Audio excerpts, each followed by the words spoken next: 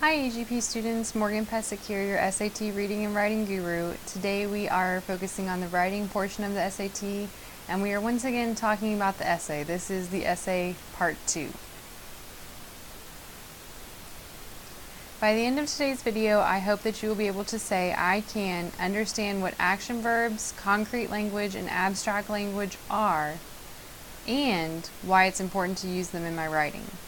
This video is actually going to focus on some of the strategies that College Board has put forth in their book, and were some of the ideas that I wanted to incorporate into the lesson, but we didn't really have a lot of time to go over in class. So this is kind of a supplemental video to give you some more, give you some further tips for how to improve your essay writing. So first we're going to talk about using action verbs. One of the best ways to improve your writing is to minimize the use of the same verb, and a lot of the times that same verb ends up being the verb to be in any of its 8 forms. Be, am, are, is, was, were, being, been.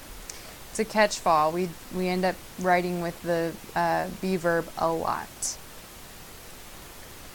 And more than any other word in a sentence, the verb or verbs that you use communicate what is happening in your sentence. So try to use a verb to convey the action of your sentence.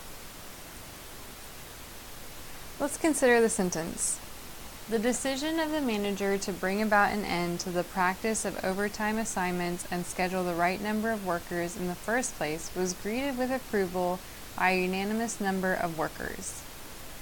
I'm exhausted just reading it, and I'm sure you're confused just by listening to it. It's a horrible sentence. What was our verb? The verb was greeted. Look at it. It comes all the way down here in the third line of the sentence. It takes us way too long to get to the verb. And this is a passive verb. This sentence is a passive sentence, meaning someone or something other than the subject is performing the action. So if we were going to revise this sentence so that the verb indicates the action and the subject tells who or what performed that action, these are the 3 improvements we would see. You would see that it will change from the passive voice to the active voice.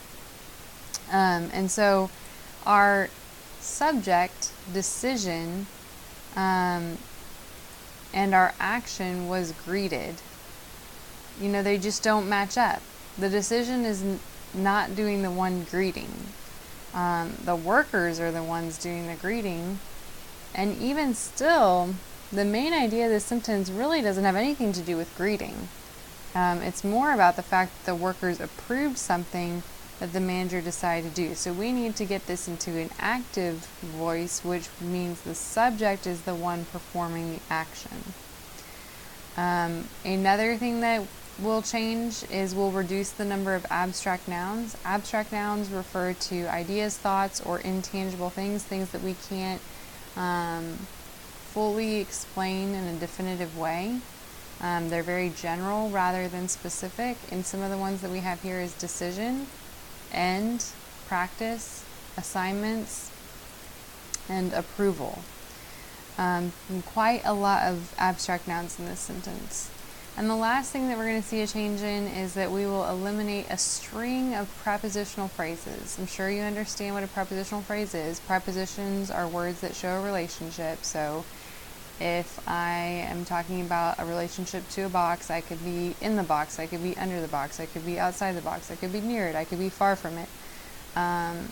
That's a really easy way to understand prepositions. And then there are also prepositions like of or with that sometimes don't make sense with my box example. So that's a preposition. So a prepositional phrase is the prepositional word and then the object and any other words that come with it. So if I have the phrase in my house, in is the preposition, the object is house, and my modifies house. So the whole prepositional phrase is in my house. Look at all these prepositional phrases that are in this sentence. Of the manager, to the practice, of overtime assignments, of workers, in the first place. with approval by unanimous number of workers. It's 8 prepositional phrases in this sentence. That's incredible that they could fit that many prepositions in one sentence, really. Okay, so it's just doing way too much, and it's just way too confusing for the reader. So we need to get these 3 things to help fix it. So how can we improve it? And I put the sentence up there again just so we can keep it fresh in our mind.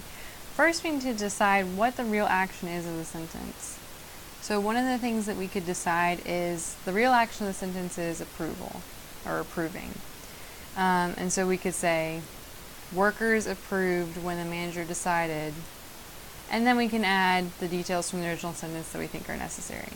Like, workers unanimously approved when the manager decided to bring about an end to the practice of overtime assignments and schedule the right number of workers in the first place. So that's better, but it's still a little too wordy. We still have several abstract nouns. We still have end, practice, and assignments. So we need to take a minute and determine if these nouns imply action, and they do, and think about who performs these actions. Do the workers end, practice, and assign, or does the manager do these things? It's the manager that ends, practices, and assigns.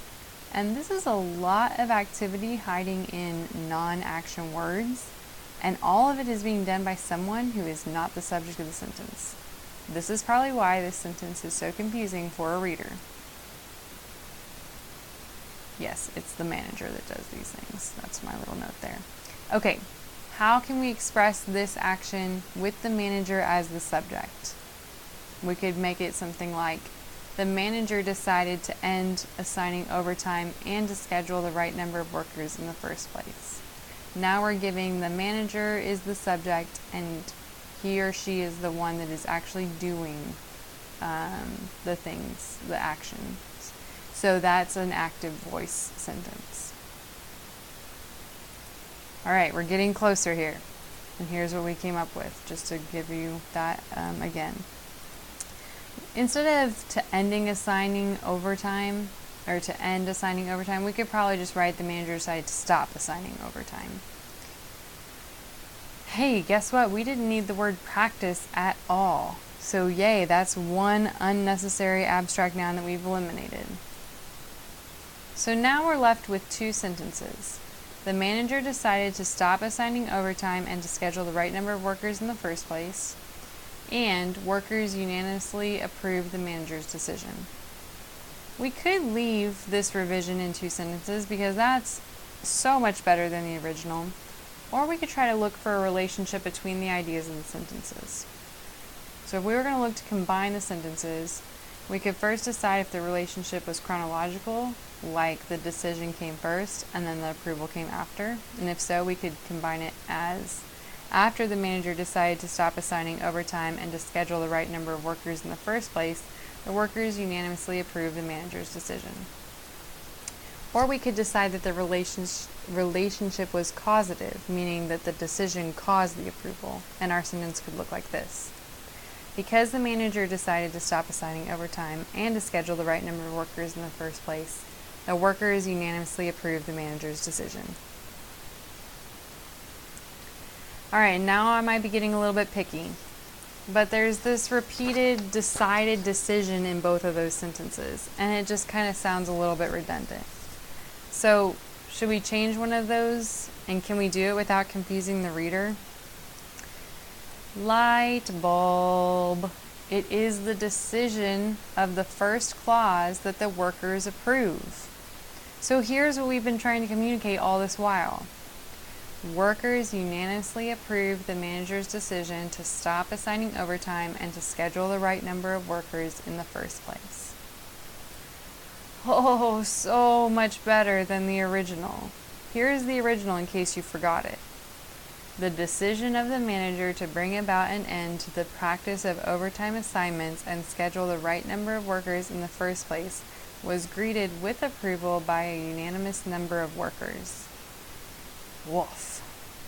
Here's our revision. Workers unanimously approved the manager's decision to stop assigning overtime and to schedule the right number of workers in the first place. It's so much more concise. It's so much more coherent for the reader. So we express the action of the sentence as a verb. Who would have thought that that would have been a good idea?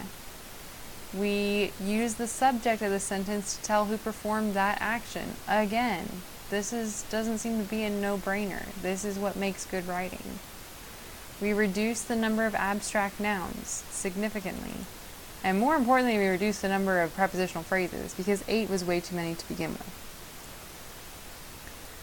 So in conclusion, some tips. Write in the active voice. Make sure that the subject is the one doing the action.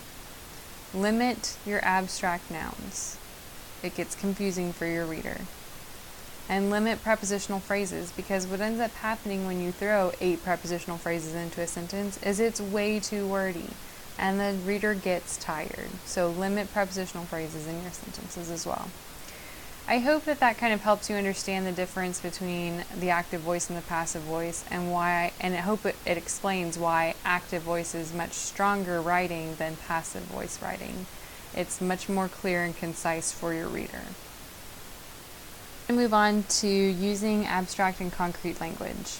This is another way to improve your writing. You have to be able to recognize the difference between abstract language and concrete language, but more importantly, you have to be able to provide concrete illustrations whenever you write about something abstract. And I'm going to drive that point home a lot, so I hope that that makes sense by the end of this video.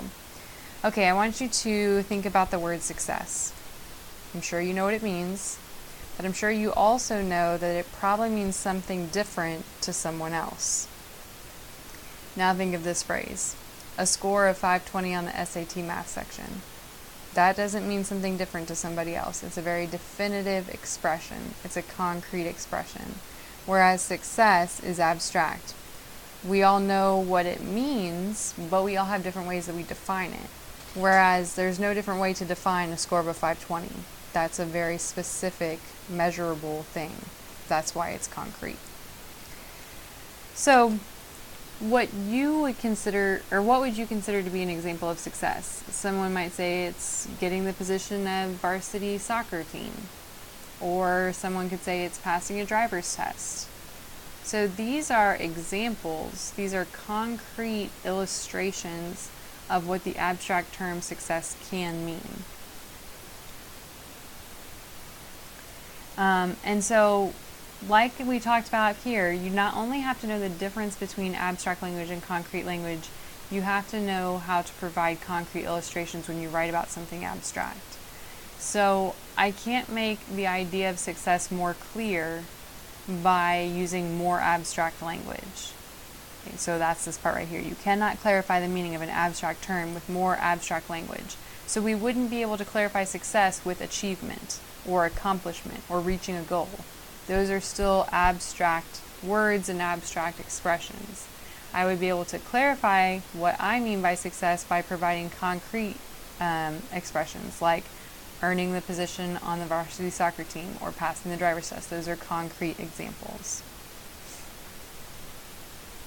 And the reason why this is so important, because then your reader knows what you mean by that term. Because like we said, I might have one idea of what success means, and that's completely different from what someone else thinks success means. So the reader needs to know what you mean by success. Okay, this comes straight from the SAT Blue Book, but it is so important, and it was just kind of like a light bulb for me, and I'm sure it will be for you too.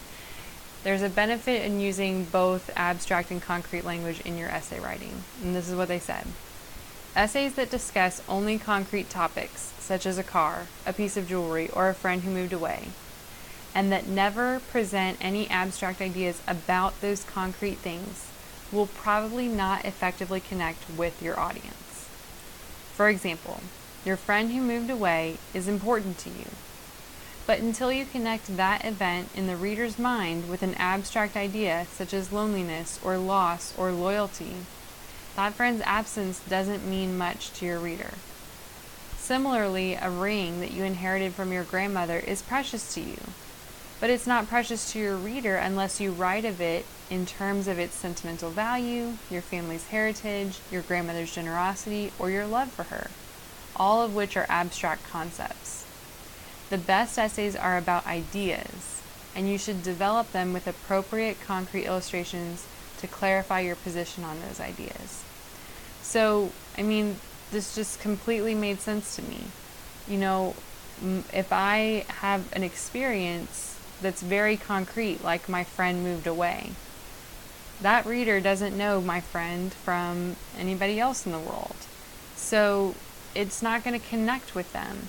But we all know what loneliness means. Even though we've had different experiences that have shown us what loneliness means, we need to be able to take our concrete examples and make sure we always attribute that to some abstract idea that anyone can connect to. So the practice that you're going to have to do with abstract versus concrete language is finding that balance.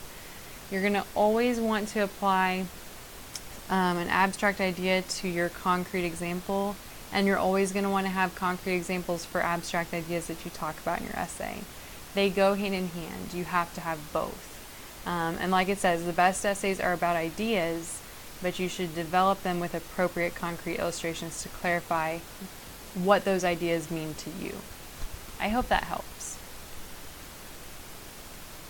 Okay, so we're wrapping up this video, and our objective was I can understand what action verbs, concrete language, and abstract language are, and why it's important to use them in my writing.